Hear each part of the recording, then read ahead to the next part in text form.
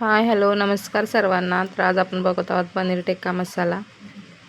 तर त्यासाठी बघा, एक शिमला मिरची घेतली स्क्वेअरमध्ये कट करून, कांदा आणि पनीर घेतले. त्यासाठी बनवणारे स्टफिंग बघूया. 1 वाटी दही घेतली आहे, त्यात 2 चमच बेसन टाकले, 1 चमच लाल तिखट, 1 चमच धनिया पावडर आणि 1 चमच जिरा पावडर. आता आपण सर्व मिक्स करून घ्यायचे.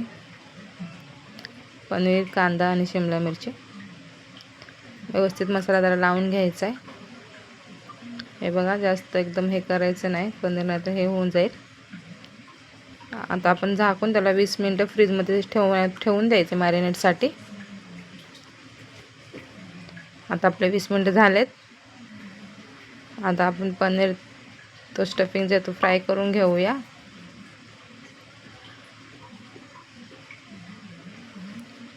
एक पॅन घ्यायचं, त्यामध्ये तेल टाकायचं 1 माप आणि आपले सर्व पनीर जे मॅरिनेट करून ठेवलं होतं ते टाकायचं आहे आणि व्यवस्थित त्याला ब्राऊन होईपर्यंत फ्राय करून घ्यायचं. हे बघा,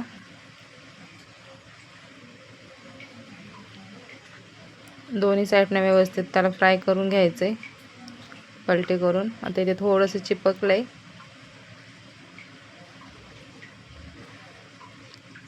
सगळं मिक्स करून घ्यायचं. जेवढं पलटी होईल तेवढं करू शकता. आता आपण ते साईडला काढून ठेवूया आणि आता ग्रेव्हीची तयारी करायची आहे. एका कढईमध्ये 2 मोठे चमच तेल टाकलेत. तेल व्यवस्थित गरम होऊ द्यायचं. त्यात 1 चमच जिरा टाकायचा आणि आपला बारीक चिरलेला कांदा टाकायचा. 1 मोठाच कांदा घेतलाय,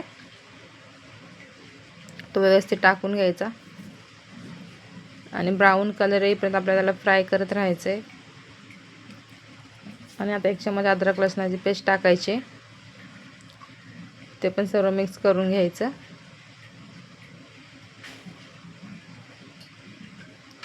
आणि कांदा आणि अद्रक लाल होईपर्यंत छान परतून घ्यायचं आहे.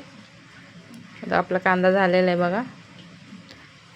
आता 2 टोमॅटो मिक्सरमधून बारीक करून घेतले होते, त्याची प्युरी टाकायची आहे आणि ते पण मस्त फ्राय करून घ्यायचं आहे. हे बघा, छान मिक्स झाला आहे आता सर्व. त्यामध्ये आता आपण सुके मसाले टाकूया.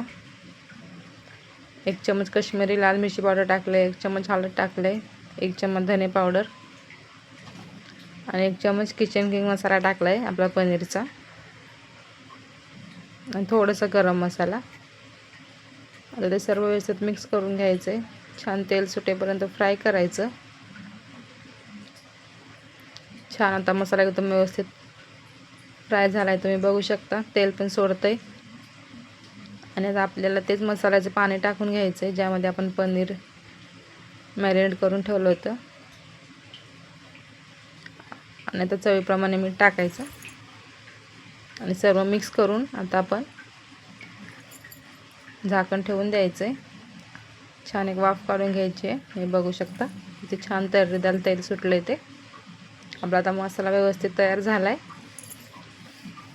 त्यामध्ये 2 कप पाणी टाकायचं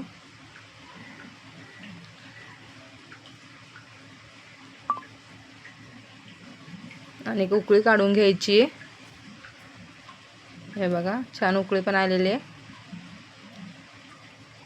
त्यामध्ये आता आपण पनीर टाकून घ्यायचं आहे. पनीर टिक्का जे आहे ते टाकून घ्यायचं आणि सर्व मिक्स करून घ्यायचं